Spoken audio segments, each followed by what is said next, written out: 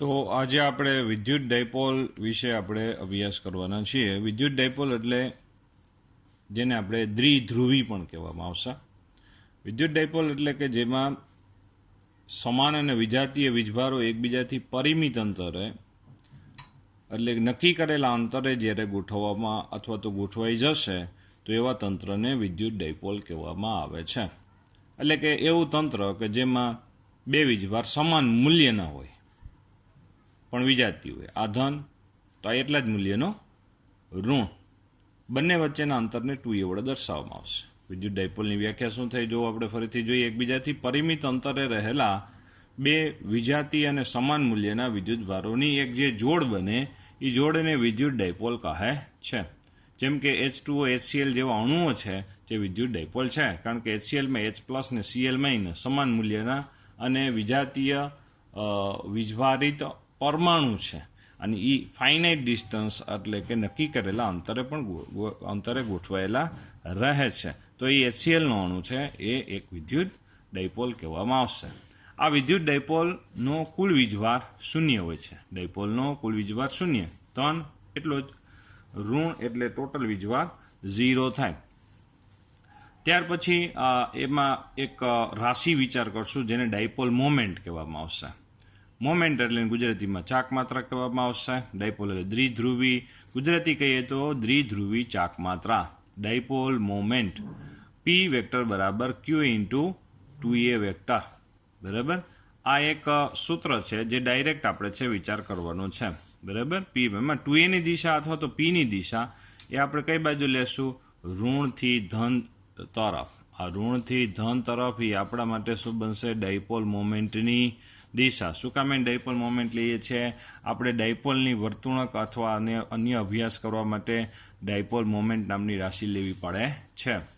ત્યાર પછી આપણા માટે છે બિંદુ ડાયપોલ. બિંદુ ડાયપોલ એટલે Q ટેન્ડ્સ ટુ 0, એટલે કે આ બે વીજભાર વચ્ચેનું અંતર છે લગભગ 0, એટલે કે નહિવત હોય તો આ બે વીજભાર લગભગ ભેગા થઈ ગયા કહેવાય, તો એને આપણે બિંદુ ડાયપોલ કહેવામાં આવશે. એક બિંદુવત થઈ જાય. અથવા તો ઊંધું વિચાર કરો કે જો Qના મૂલ્ય અનંત થઈ જાય, ખૂબ જ મોટા થઈ જાય, તો એની સાપેક્ષમાં અંતરને આપણે અવગણી શકાતું હોય તો આવા સંજોગોમાં એ ડાયપોલને બિંદુ ડાયપોલ કહેવામાં આવે છે.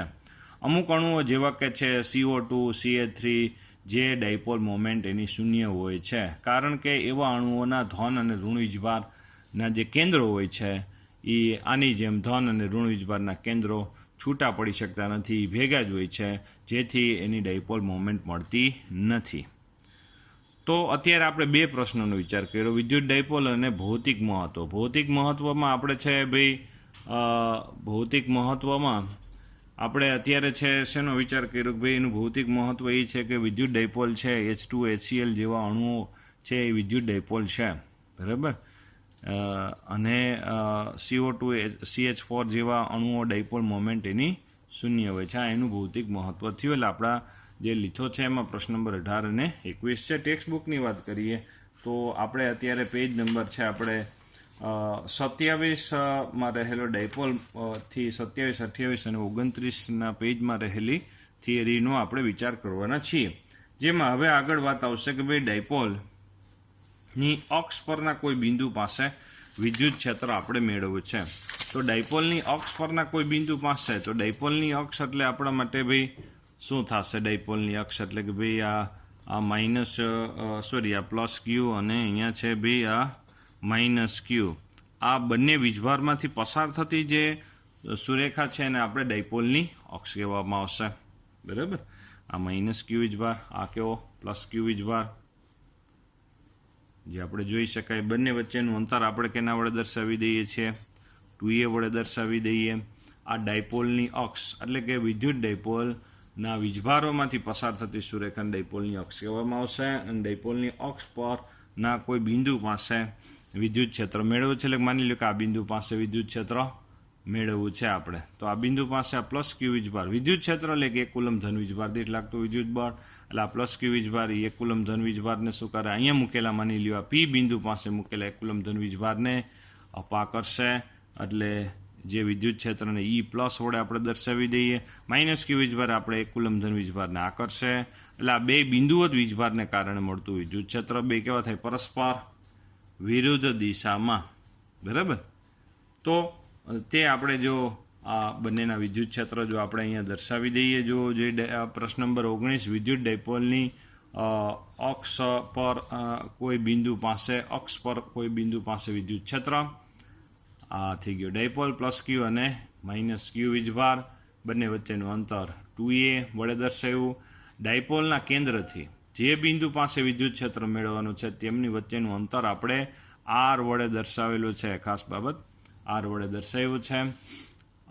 ડાયપોલ મોમેન્ટની દિશા માઇનસ ક્યુથી પ્લસ ક્યુ તરફની દિશાને ડાયપોલ મોમેન્ટની દિશા કહેવામાં આવે છે. બરાબર. માઇનસ ક્યુથી પ્લસ ક્યુની દિશામાં ડાયપોલ મોમેન્ટની દિશા થયા. બરાબર.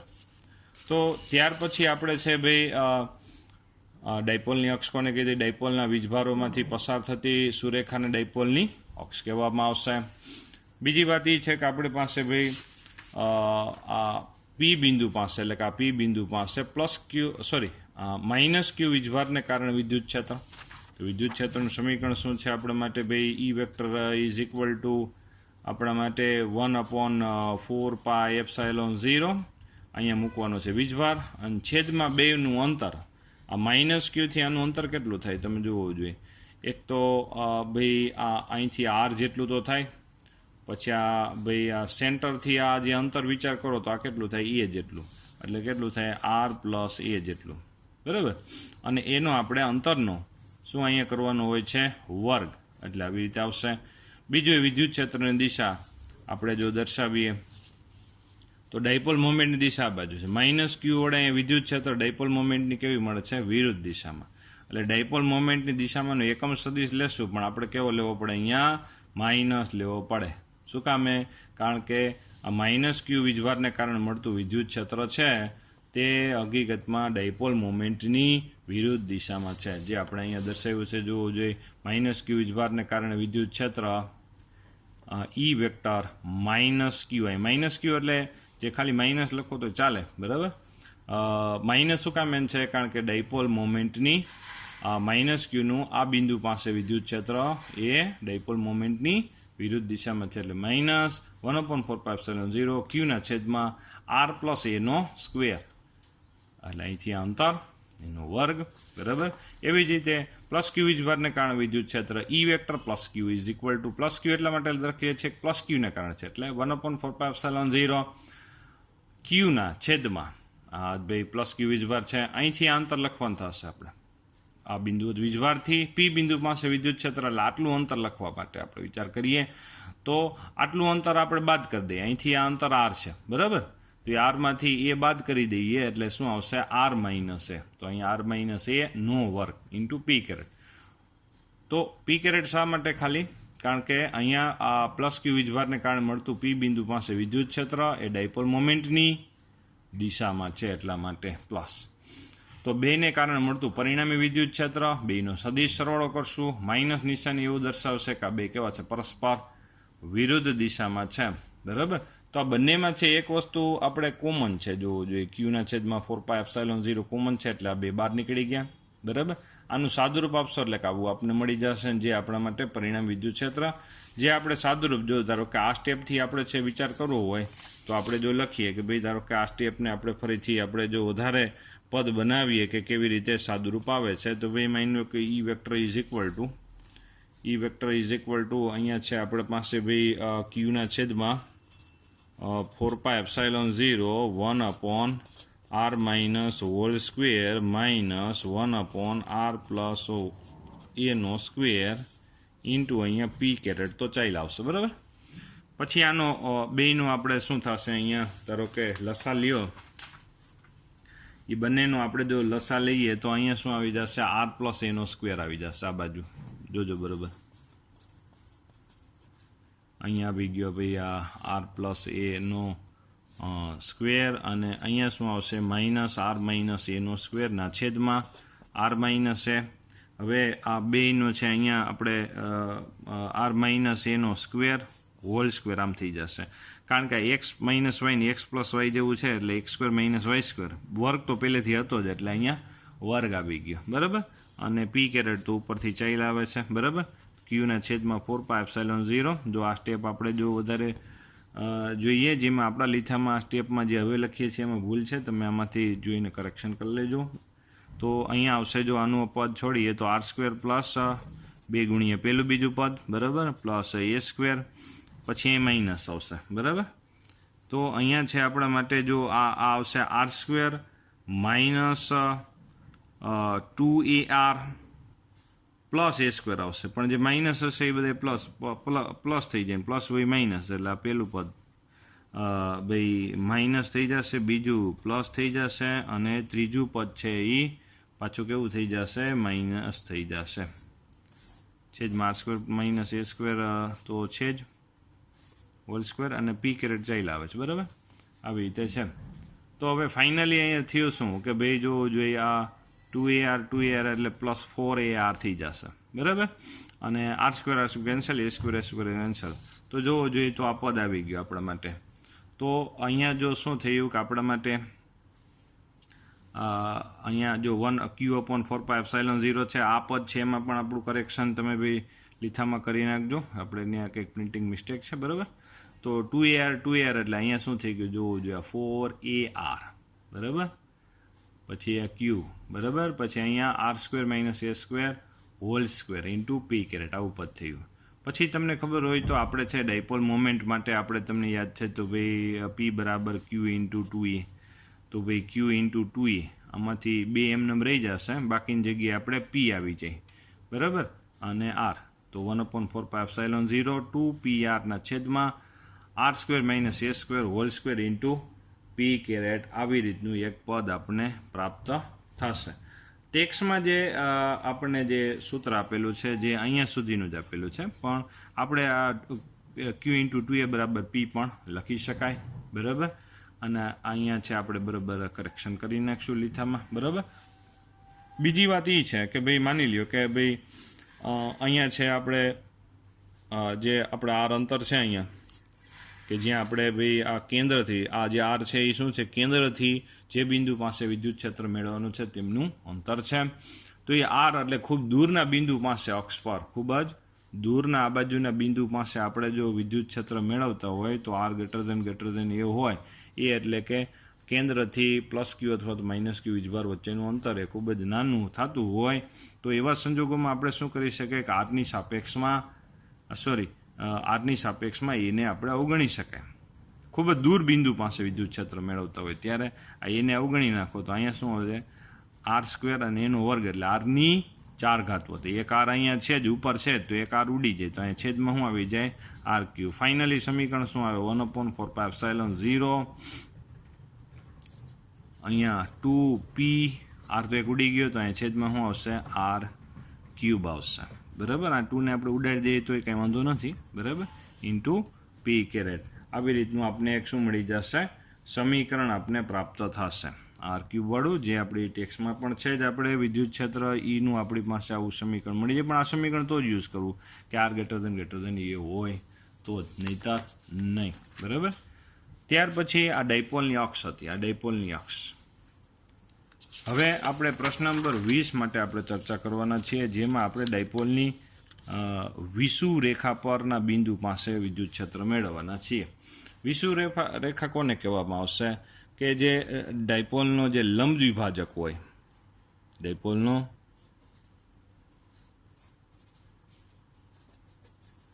લંબ દ્વિભાજક છે એને આપણે શું કહી દેવામાં આવશે, વિષુવ રેખા કહેવામાં આવશે.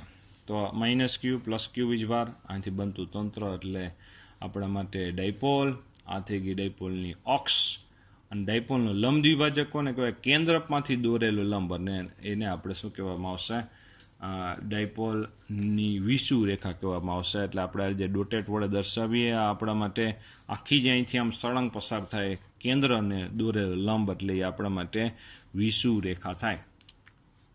તો વિષુવ રેખા પરના કોઈ પી બિંદુ પાસે આપણે વિદ્યુત ક્ષેત્ર મેળવવું છે, કેન્દ્રથી આર અંતરે કોઈ પી બિંદુ પાસે વિદ્યુત ક્ષેત્ર મેળવવું છે. તો ફાઇનલી શું થાય, +Q વીજભાર અહીંયા જ્યાં વિદ્યુત ક્ષેત્ર મેળવે છે એટલે આપણે એમ સમજીએ છીએ કે ત્યાં આપણે મૂકેલા 1 કુલમ ધન વીજભાર પર લાગતું બળનો વિચાર કરીએ છીએ. તો આ +Q વીજભાર અહીંયા મૂકેલા 1 કુલમ ધન વીજભારને અપા કરશે, -Q વીજભાર અહીંયા મૂકેલા 1 કુલમ ધન વીજભારને આ કરશે, એટલે E-, બરાબર. તો હવે જો ફાઇનલી આપણે છે અહીંયા બે ઉગમ બિંદુ વિચાર કરીને આપણે જો ઘટકો પાડી દઈએ, માની લ્યો, તો અહીંયા શું આવશે આના ઘટકો? ધારો કે અહીંયા આપણે થીટા લઈએ તો એ જ થીટા આપણને છે અહીંયા પણ પ્રાપ્ત થશે, એ થીટા અહીંયા મળી જાય. તો આપણે જો એના ઘટકો લઈએ તો આ બેના અહીંયા કોસ ઘટક એટલે કે ભાઈ આ ભાઈ ઈ પ્લસ કોસ થીટા અને આનો છે ઈ માઇનસ કોસ થીટા, અહીંયા થીટા જ આવશે, ઈ માઇનસ કોસ થીટા. આ બે કેવા થાય હકીકતમાં? એક જ દિશામાં થાય. જ્યારે બેના સાઇન ઘટક છે, જો અહીંયા આપણે વિચાર કરી શકાય કે બંનેના છે ભાઈ સાઇન ઘટક છે, ભાઈ આનો છે આવશે આપણા માટે ભાઈ ઈ માઇનસ સાઇન થીટા, સામેનો ઘટક છે બરાબર, અને આનો ઈ પ્લસ સાઇન થીટા. આ બે ઘટક છે નાબૂદ થઈ જશે. એટલે ફાઇનલી છે અહીંયા એક જ દિશામાં કઈ આવશે? ભાઈ આ કોસ ઘટક એક જ દિશામાં આવશે, એટલે આપણને આ દિશામાં શું મળશે? પરિણામી વિદ્યુત ક્ષેત્ર ઈ પ્રાપ્ત થશે બરાબર. તો ફરીથી વાત શું થઈ? બેના કોસ ઘટક એક જ દિશામાં, સાઇન ઘટક એકબીજાની અસરકારકતા નાબૂદ કરે છે. તો પ્લસ ક્યુને કારણે પી બિંદુ પાસે વિદ્યુત ક્ષેત્ર શું થાય? 1/4πε0 ક્યુના છેદમાં અહીંથી જો અંતર આ પ્લસ ક્યુથી આ અંતર કેટલું થશે? જો અહીંથી આ ભાઈ એ છે આપણા માટે બરાબર, અહીંથી આટલું અંતર શું થયું? એ જેટલું થયું. અહીંથી આટલું અંતર આપણે છે કેના વડે દર્શાવ્યું છે? આર વડે દર્શાવેલું છે બરાબર. તો અહીંથી અંતર આર છે, તો આ આપણા માટે શું થાય? √r² પ્લસ a² બરાબર. પાયથાગોરસ પ્રમાણે વિચાર કર્યો એટલે પ્લસ ક્યુથી પી બિંદુ સુધીનું અંતર √r² પ્લસ a². તો અહીંયા જો આપણે વિચાર કરો તો અહીંયા એનો વર્ગ લખવાનો થાય એટલે વર્ગમૂળ નીકળી જશે. એવી રીતે માઇનસ ક્યુને કારણે પી બિંદુ પાસે વિદ્યુત ક્ષેત્ર શું આવશે? આપણે ખાલી મૂલ્ય જ લખીએ છીએ એટલે માઇનસ લખતા નથી બરાબર. 1/4πε0 ક્યુ ના છેદમાં અહીંયા અંતર તો એટલું જ થશે, પડી પાછું અંડર રૂટમાં માઇનસ ક્યુથી પી બિંદુ વચ્ચેનું અંતર r² પ્લસ a². અંડર રૂટમાં અહીંયા વર્ગ કરવાનું હોય છે, કારણ કે આપને ખબર છે કે વિદ્યુત ક્ષેત્રનું સમીકરણ શું છે? કે ક્યુના છેદમાં r². r એટલે બિંદુવત વીજભારથી જે બિંદુ પાસે વિદ્યુત ક્ષેત્ર મેળવે છે તેમના અંતરનો વર્ગ, એટલે અંડર રૂટ નીકળી જશે બરાબર. પછી પી બિંદુ પાસે બેના સાઇન ઘટક નાબૂદ થઈ જશે અને કોસ ઘટક એક જ દિશામાં મળે છે. કોસ ઘટક બંનેના એક જ દિશામાં મળે છે, એક જ દિશામાં મળે, જેથી પરિણામી વિદ્યુત ક્ષેત્ર આપણે જો વિચાર કરવાનો હોય તો બંનેના કોસ ઘટકનો સરવાળો કરો, એમાં કોસ કોમન નીકળી જશે બરાબર. તો અહીંયા આવશે ઈ પ્લસ અને ઈ માઇનસ. બીજી વાત એ છે કે ભાઈ ખાસ બાબત આપણી એ રહેશે કે ભાઈ આ જે વિદ્યુત ક્ષેત્ર અહીંયા મળશે એ ડાયપોલ મોમેન્ટની કેવો મળશે? ભાઈ વિરુદ્ધ દિશા મળશે. એટલે જ્યાં એકમ સદિશ આવશે એ માઇનસ પી કેરેટ વડે દર્શાવશું. શું કામે? અહીંયા વિદ્યુત ક્ષેત્ર વિષુવરેખા પર વિદ્યુત ક્ષેત્ર એ ડાયપોલ મોમેન્ટની ટોટલી વિરુદ્ધ દિશા મળે છે, એટલે માઇનસ આપણે અહીંયા દર્શાવ્યું છે બરાબર. આ બેયના મૂલ્યનો ડાયરેક્ટ અહીંયા શું આવશે? સરવાળો જ આવશે. બંનેના મૂલ્યનો ડાયરેક્ટ સરવાળો, બેયના મૂલ્ય સમાન જ છે બરાબર, એટલે ડાયરેક્ટ સરવાળો. એટલે અહીંયા 2 વડે સીધું આવી ગયું છે. કોસ થીટા, કોસ થીટામાં જો વિચાર કરો 5/2 છેદમાં કર્ણ, 5/2 છેદમાં કર્ણ એટલે એના છેદમાં અંડર રૂટમાં, અંડર રૂટ એટલે કે r² plus a² × p caret બરાબર. તો ફાઇનલી શું થયું કે ભાઈ અહીંયા q into A 2q × a છે, તો એની જગ્યાએ આપણે શું લખી શકાય? p લખી શકાય. પછી અહીંયા r² પ્લસ a² અને r² પ્લસ a² એટલે અંડર રૂટમાં, તો આ બેયનું અહીંયા ટોટલ બેયનો ગુણાકાર શું થઈ જાય? r² પ્લસ a² ⅔/2 બરાબર × p કેરેટ 1/4πε0 માઇનસ.